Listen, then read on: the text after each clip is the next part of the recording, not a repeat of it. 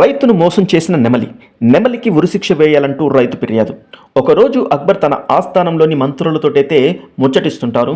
అదే సమయంలో ఒక రైతు పరిగెత్తుకుంటూ వచ్చి, మహాప్రభు నన్ను కాపాడండి, నన్ను రక్షించండి, నాకు న్యాయం చేయండి వేడుకోవడం జరుగుతుంది. ఇదే సమయంలో అక్కడ ఉన్న మంత్రులంతా ఆ రైతుకి ఏదో పెద్ద అన్యాయమే జరిగి ఉంటుంది, ఎవరో తన భూమి కబ్జా చేసి ఉంటారు, లేదంటే తన పంట పొలాల్ని నాశనం చేసి ఉంటారంటే ఊహించుకుంటారు. ఇంతకీ ఏం జరిగింది సుబ్బయ్య అంటూ అక్బర్ అడగడంతో, నన్ను ఒక పక్షి మోసం చేసింది, ఆ పక్షికి మీరు వెంటనే ఉరిశిక్ష వేయాలి అంటూ వేడుకుంటాడు. అక్కడ ఉన్నవాళ్ళు ఒక్కసారిగా అవక్కవుతారు. అసలు పక్షికి ఉరిశిక్ష ఉంటుందా, పక్షికి ఉరిశిక్ష వేయగలమా అంటూ ఒకరికొకరు నవ్వుకుంటారు.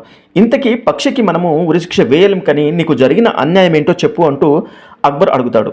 ఆ రైతు తన ఏడుపును ఆపుకుంటూ, నన్ను మోసం చేసింది ఒక నెమలి, ఆ నెమలికి వెంటనే ఉరిశిక్ష వేయకపోతే నేనే చనిపోతాను అంటూ, ఆ నెమలికి ఖచ్చితంగా ఈరోజు శిక్ష పడాల్సిందే అంటూ వేడుకుంటూ, ఇంతకీ ఏం జరిగిందంటే, ప్రతిరోజు ఒక నెమలి మా ఇంటికి వస్తుంది. ఆ నెమలి ఇంటికి వచ్చి తన అందమైన పింఛం విప్పి నాట్యం వేయడం మొదలు పెడుతుంది. దీంతో మేము పెంచుకుంటున్న కోళ్ళన్నీ తన చుట్టూ చేరిపోతాయి.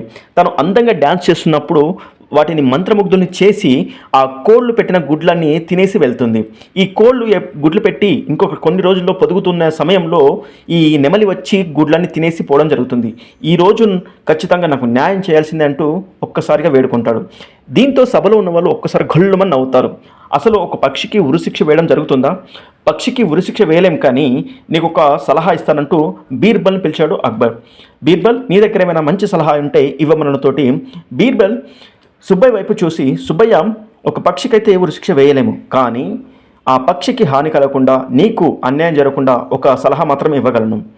నెమలికి తన అందం అంటే చాలా ప్రాణం, తన పింఛం పాడైతే అస్సలు తట్టుకోలేదు. కాబట్టి నువ్వు నీ కోడిగుడ్లను కట్టెల మోపుల మధ్యలో లేదా ముళ్ళ పొదల వెనుక ఉన్న ఒక గూడు కట్టి అక్కడ పెట్టు. నెమలి గుడ్ల కోసం అక్కడికి వెళ్తే తన అందమైన పింఛం కట్టెలకు తగిలి లేదంటే ముళ్ళ పొదలో చిక్కి అందం పాడవుతుందని అక్కడికి వెళ్లకుండా ఉంటుంది. దీంతో నెమలి నీ గుడ్ల దగ్గరికి వెళ్ళడం ఆపేస్తుంది. అదేవిధంగా నెమలు డ్యాన్స్ చేయడం కూడా ఆపదు అనడంతో అక్బర్ ఒక్కసారిగా బీర్బల్ ఇచ్చిన సలహాకి మంత్రముగ్ధులవుతాడు. బీర్బల్, ఇంత సమయస్ఫూర్తి ఏ విధంగా ప్రదర్శిస్తావు? ఈ సలహా బాగుంది, నెమలికైతే శిక్ష వేయలేం, కానీ నువ్వు నీ కోళ్ళకు పెట్టిన గుడ్లని కాపాడుకోగలవు అంటూ అందరూ సలహా ఇవ్వడంతో ఆ రైతు సంతోషంగా వెళ్ళిపోతాడు.